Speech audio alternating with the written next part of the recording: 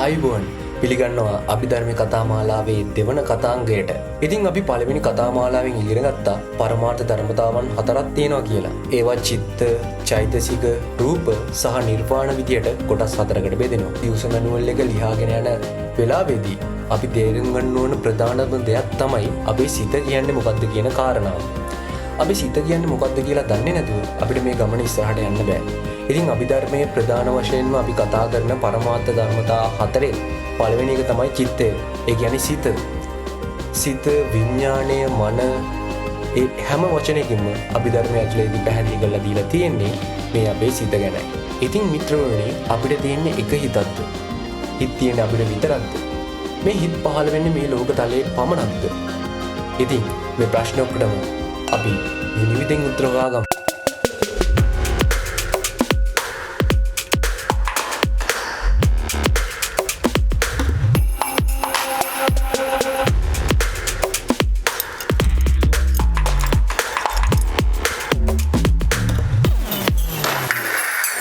සහෘදයනි අපි වාඩි වෙලා හිටියත්, ඇවිදින ගමන් හිටියත්, අපි කන බොන ගමන් හිටියත්, අපි මොනවා කරන ගමන් හිටියත්, අපි අරමුණුත් එක්ක ගැටුණාම අපේ සිතට සිත් ඇති වෙන එක නවත්වන්න බෑ. හැම මොහොතකම අපිට සිතක් ඇති වෙනවා. අභිධර්මයේ ඇතුළේදී කාලයේ මයින ඒකකේ තමයි චිත්තක්ෂණය කියලා කියන්නේ.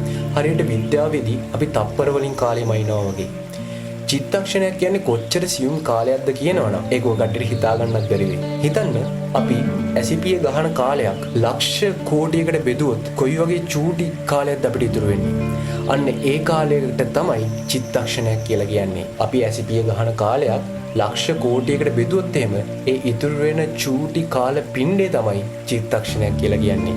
මෙන්න මේ චිත්තක්ෂණයක් කියන කාලය තුලදී අපිට ඇති වෙන සිත් ඉපදිලා පැවතිලා නැති වෙලත් යනවා. මේකට අභිධර්මයේ කියනවා උට්ටාන තිති භංග කියලා. ඉතින් සාමාන්‍යයෙන් හුදෙක් මිනිස්සු විදියට අපි ගොඩක් වෙලාවට අත්විඳින්නේ එක් තලයක නැත්තම් එක් ලෝකයක තියෙන සිත් ගැන පමණයි. ඉතින් අභිධර්මයේ ඇතුලේ මේ වගේ ලෝකයන් හෝ තලයන් ප්‍රධාන වශයෙන්ම කොටස් 4ක් පෙන්වලා දීලා තියෙනවා.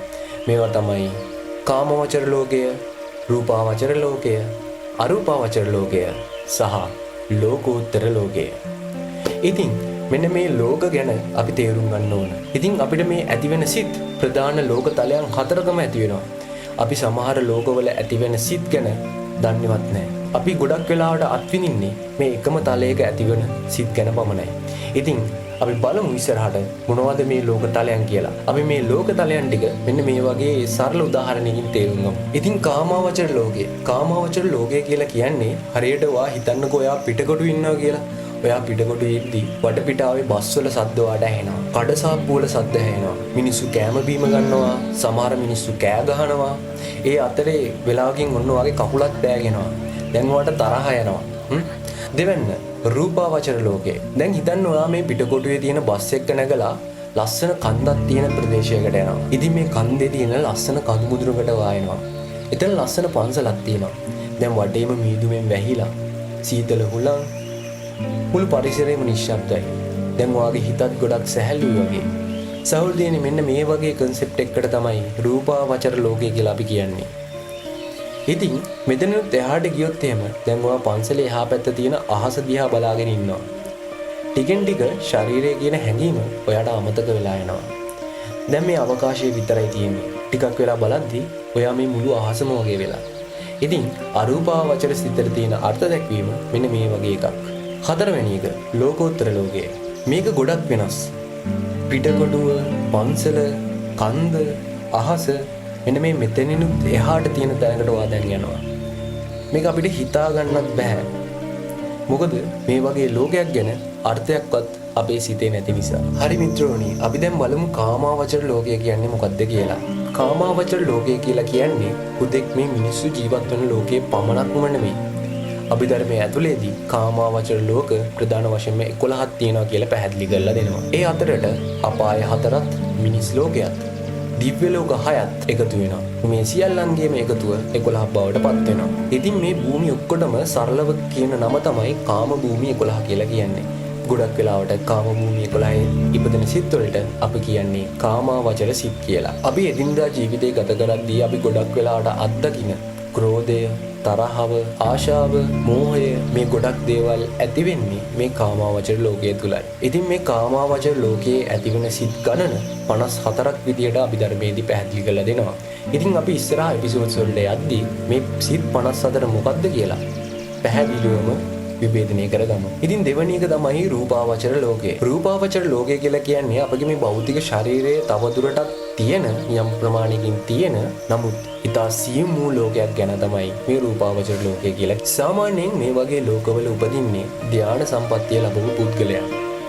මේ ලෝකවල සිත් ප්‍රමාණය 15ක් කියලා අභිධර්මයේදී පෙන්වලා දීලා තියෙනවා. ඉතින් අපි ඉස්සරහට එන වීඩියෝ එකේදී තේරුම් ගමු මේ සිත් 15 මොකක්ද කියලා. තුන්වෙනි ලෝකය තමයි අරූපාවචර ලෝකය.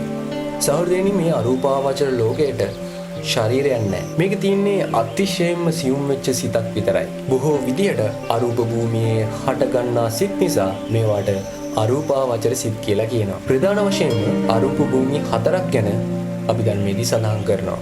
ඒවා ආකාසඤ්ඤායතනෙ, විඤ්ඤාසඤ්ඤායතනෙ, අකින්චඤ්ඤායතනෙ, නව සංඥා, නා සංඥායතනෙ. මේ වගේ අරූප භූමි 4ක් තියෙනවා.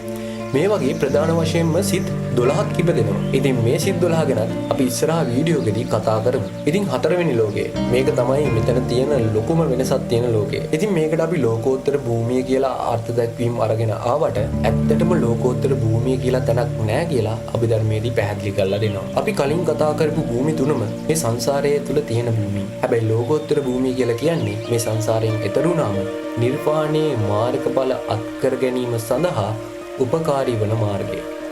ඒවා ඵලයක් විදියට තමයි අභිධර්මයේදී පැහැදිලි කරලා දෙන්නේ. ඉතින් මේ ලෝකෝත්තර භූමියේදී ඇතිවන සිත් ප්‍රධාන වශයෙන්ම කොටස් 8කට පෙන්වලා දීලා තියෙනවා. ඒව තව ටිකක් විභේදනය කරගෙන ගියපුවාම සිත් 40ක් තියෙනවා කියලාත් පෙන්වලා දීලා තියෙනවා. අපි මේ සියලුම සිත් ගැන ඉස්සරහා වීඩියෝ එකේදී පැහැදිලිවම තේරුම් ගමු.